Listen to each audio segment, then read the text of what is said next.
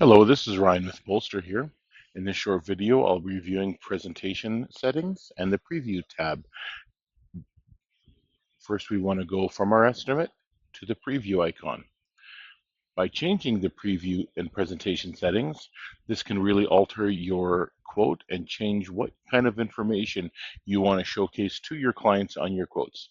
So from the preview setting, we want to hit the edit button here, slide that toggle over, and then the bottom here, the presentation settings. We want to click onto that tab.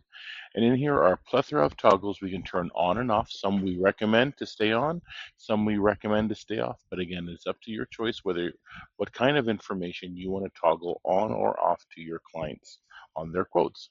So as we scroll down here, we can toggle different things on and off. We can change colors. We can add our terms and conditions if need be. We can attach files, etc., etc. We can also type in a default send message, a cover letter, add badges that need be, and a plethora of other pieces of information we might want to or not showcase to our clients.